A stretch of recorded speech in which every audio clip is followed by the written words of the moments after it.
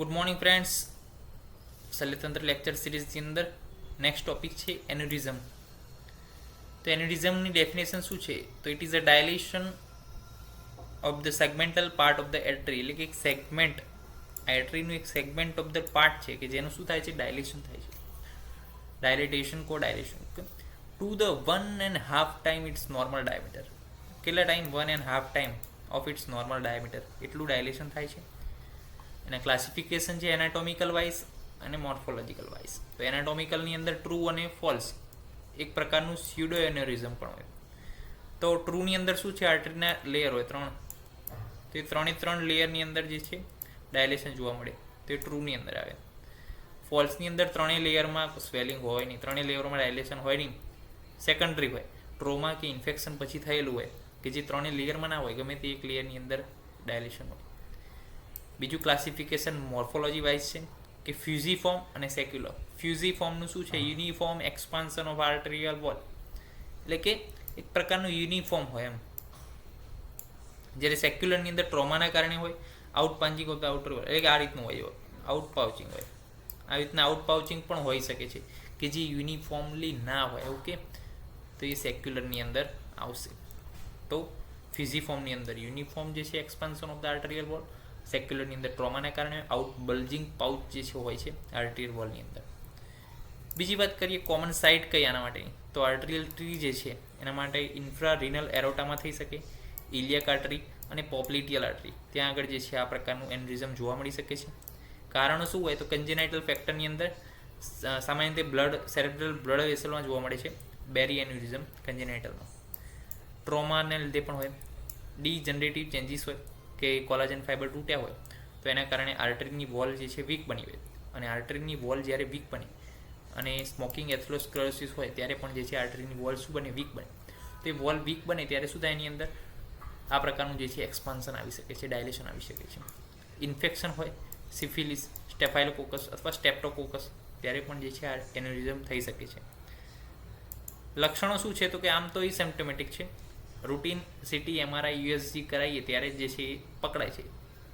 આમ તો તમને ખબર ના પડે, પરંતુ ક્યાંક સીટી સ્કેન થાય, એમઆરઆઈ થાય અથવા યુએસજી થાય કોઈ બીજા ડિઝીઝનો, અને ત્યારે આ વસ્તુ પકડી જાય તો એ અલગ વસ્તુ છે, કારણ કે એ સિમ્પ્ટોમેટિક છે. લક્ષણોની અંદર પલ્સેટાઇલ એપિગેસ્ટ્રિક માસ, જ્યારે બેડ ઉપર સૂતો હોય, સ્નાન કરતા હોઈએ ત્યારે જે છે એપિગેસ્ટ્રિક રિજિયનની અંદર એક પલ્સેટાઇલ માસ જોવા મળે. પલ્સેટાઇલ એટલે કે પલ્સ આવતી હોય એવું માસ જે છે બલ જોવા મળે છે. પેઇન પહેલાં ડલ હોય, પછી એક્યુટ થાય, ધમની ખેંચાય એટલે.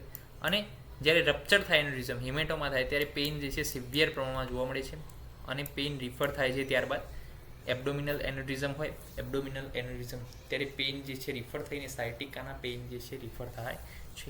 તો એ પણ આપણે શું કરવું પડે? ધ્યાન રાખવું પડે કે રિફર પેઇન સાયટિકાનું જે છે એ કોના કારણે છે? એબ્ડોમિનલ એન્યુરિઝમના કારણે તો નથી ને? એ પણ આપણે જોવું પડે. ઇસ્ચેમિયા પણ જોવા મળે છે, કારણ કે શું થાય? એન્યુરિઝમ થાય, જો રપ્ચર થાય તો બ્લડ આગળ પહોંચશે નહીં, આગળ નહીં પહોંચે તો એ આગળ ઇસ્ચેમિયા થશે. ટ્રીટમેન્ટ શું છે? તો સ્મોકિંગ જે છે બંધ કરવાનું છે બિલકુલ. Lifestyle management, diet management, beta blocker કે જે એન્યુરિઝમનો એક્સપાન્ડ જે રેટ છે એને ઘટાડવાનું ટ્રાય કરે છે, ઓકે. બાકી સર્જરીનું એક છે એન્યુરિઝમગ્રાફી, કે સેક્યુલર એન્યુરિઝમ જે હોય કે જેની અંદર બલ્જિંગ આઉટ થયેલું છે પાઉચ આ રીતનું, તે પાઉચને શું કરવાનું છે? આઉટ પાઉચ જે છે એને એક્સરસાઇઝ કરી નાખવાનું છે, ઓકે. એને આપણે શું કરવું પડે? એક્સરસાઇઝ કરવાનું. આખું એક્સરસાઇઝ કરી લઈએ. અહીંથી જે છે મેસ મૂકી એને ક્લિયર કરવાનું છે.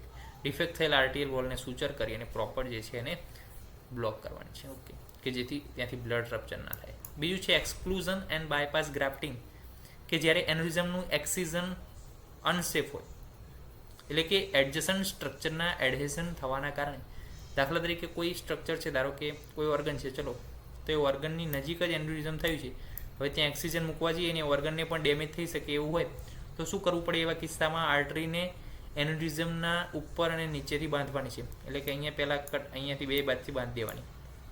ત્યારબાદ આર્ટરીના સ્મોલ ઓપનિંગથી વેઇન ગ્રાફ્ટિંગ કરી લાઇગેચરના ઉપર નીચે સૂચર કરી અને જે છે એને એક્સરસાઇઝ કરવાનો રહેશે. એક્સિઝન એન્ડ ગ્રાફ્ટી થર્ડ, તો કે સૌથી સામાન્ય કરવામાં આવતી સર્જરી, પરંતુ આ ક્યારે કરાય છે? તો કે જ્યારે ડેકોન ગ્રાફ્ટ હોય, ઓટોલોગસ વેઇન ગ્રાફ્ટિંગ માટે ઉપલબ્ધ હોય ત્યારે અને ત્યારે જ જે છે આ એક્સિઝન અને ગ્રાફ્ટિંગ જે છે પદ્ધતિ એનો ઉપયોગ કરાય છે. તો 3 સર્જરી એન્યુરિઝમ રાખી, exclusion and bypass grafting and excision and grafting જે છે 3 પ્રકારની જે છે સર્જરી છે કે જે આની અંદર કરવામાં આવે છે એન્યુરિઝમની અંદર. તો આજે આપણે વિગત જોઈ છે બ્રીફલી એન્યુરિઝમ વિશે. નેક્સ્ટ લેક્ચરની અંદર મળીશું નવી વિગત સાથે. ત્યાં સુધી રજા આપશો. જય હિન્દ, જય ભારત, જય આયુર્વેદ, જય ધન્વંતરી. નમસ્કાર.